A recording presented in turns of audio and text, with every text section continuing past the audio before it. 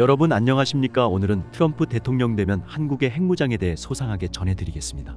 내부 소식통에 따르면 빅터 차 미국 전략국제문제연구소 아시아 담당 부소장 겸 한국 석자는 미국은 올해 한반도 긴장을 우려해 대북 제재 완화까지 포함한 북한과의 다양한 대화에 나설 의지가 있다고 밝혔다. 또 도널드 트럼프 전 미 대통령이 11월 대선의 재선에 성공하면 한국이 자체 핵무장에 나서도 용인할 수 있다는 취지의 발언도 했다.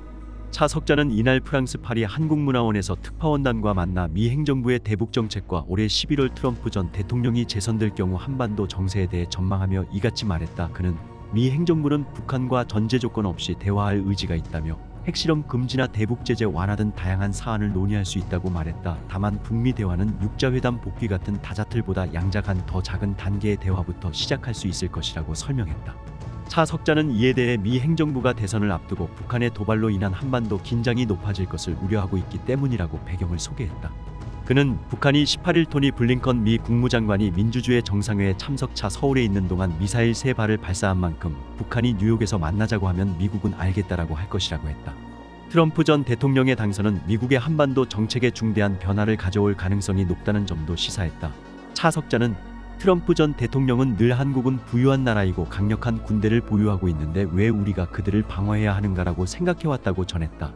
이에 주한미군 철수, 한미연합훈련 중단이 제기될 수 있다고 전망했다. 차 석자는 또 트럼프 전 대통령은 한국이 장거리 미사일을 구축하길 원하든 핵무장을 원하든 신경 쓰지 않을 것이라고 했다. 미국의 해구산을 통한 대북 억제에 방점을 둔 조 바이든의 행정부와 달리 한국의 독자 핵무장을 용인할 수도 있다는 관측이다. 그는 미국이 일본이나 한국에서 병력을 빼서 미 캘리포니아에 주둔시킨다면 이는 미국에겐 더 값비싼 비용을 치르는 일이 된다는 걸 트럼프 측에 설명해야 한다고 덧붙였다. 이어 빅터 차 한국 석자와 앤디 임 연구원은 연구소 홈페이지에 올린 글에서 대선에서 트럼프가 승리한다면 북한의 도발을 감소시키는 결과를 낳을 수 있다면서도 역설적이게도 독자 핵무기 보유에 대한 한국 내 지지 확산으로 연결될 수 있다고 전망했습니다. 차 석자 등은 트럼프는 재집권하면 김정은과 다시 친구가 될 것이고 북한의 핵과 미사일 실험을 중단시키기 위해 한미연합 군사 훈련의 중단을 제안할 가능성이 있다고 내다봤습니다. 또 트럼프의 미국 우선주의와 미국 본토에 대한 대륙간 탄도미사일 위협을 미국 동맹국에 대한 단거리 탄도미사일 위협으로부터 분리하려는 그의 의지는 미국이 제공하는 확장 억제의 신뢰성을 떨어뜨릴 것이라고 분석했습니다.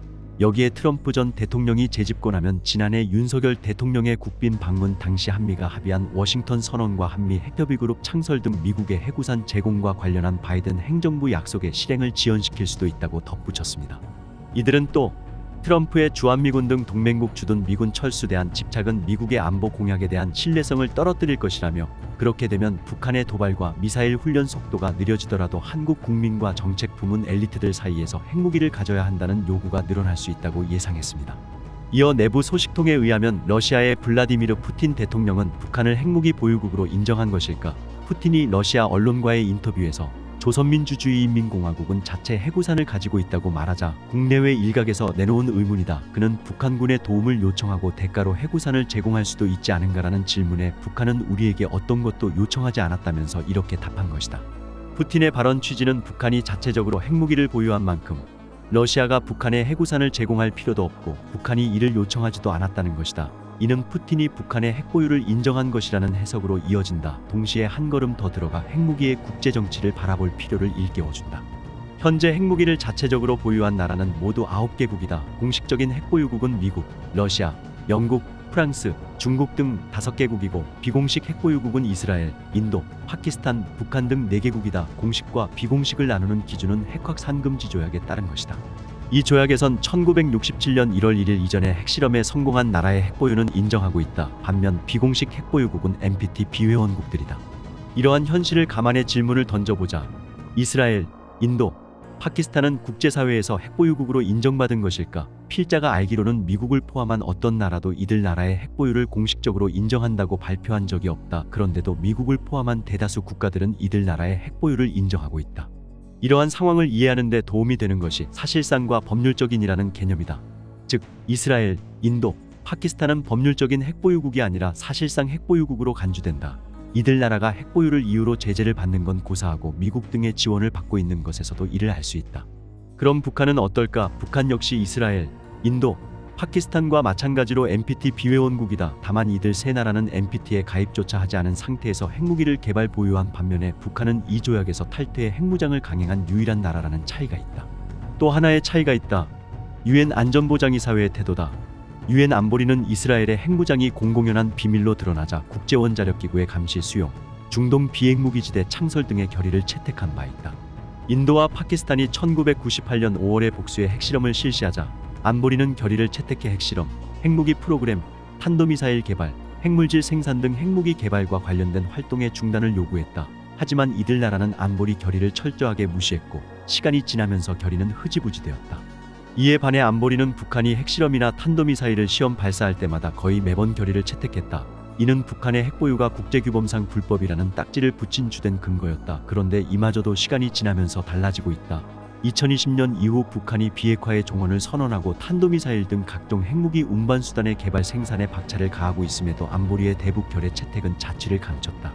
거부권을 갖고 있는 중국과 러시아의 인식이 달라졌기 때문이다. 이들 나라는 한반도 평화와 비핵화 프로세스가 좌초된 데에는 한미연합훈련, 미국의 전략자산 전개, 한미일 군사협력 강화 등의 요인도 작용했다며 이들 문제의 해결도 필요하다는 입장을 강하게 제기해왔다. 더 중요한 이유도 있다. 미중 전략경쟁과 미러 대결이 격화되면서 중국과 러시아가 북핵 문제를 핵비 확산보다는 세력 균형의 관점에서 바라보기 시작했다는 것이다. 러시아의 불법적이고 반인도적인 침공으로 시작된 우크라이나 전쟁은 그 전환점에 해당된다.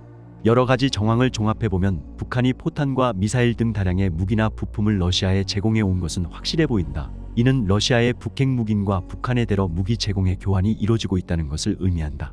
북핵을 인정할 것인가 말 것인가의 문제와 관련해 또 한 가지 주목해야 할 점이 있다. 외교적으로 북한을 핵보유국으로 인정할 수 없다는 한국, 미국, 일본 등도 군사적으로는 북한을 핵보유국으로 간주하고 있다는 점이다. 최근 한미 혹은 한미일 연합훈련은 북핵 사용 억제뿐만 아니라 사용 시에 대비한 내용도 포함되고 있는 것에서도 이를 알 수 있다. 이게 바로 딜레마의 핵심이다. 북핵 불인정은 물러설 수 없는 원칙이지만 비핵화를 앞세울수록 비핵화에서 멀어지는 게 현실이다. 북핵에 대한 군사적인 대비는 필요하지만 이것이 과도해질수록 북핵 고도화와 안보 딜레마의 격화 역시 피할 수 없는 현실이다. 외교와 군사의 균형이 필요한 까닭이다.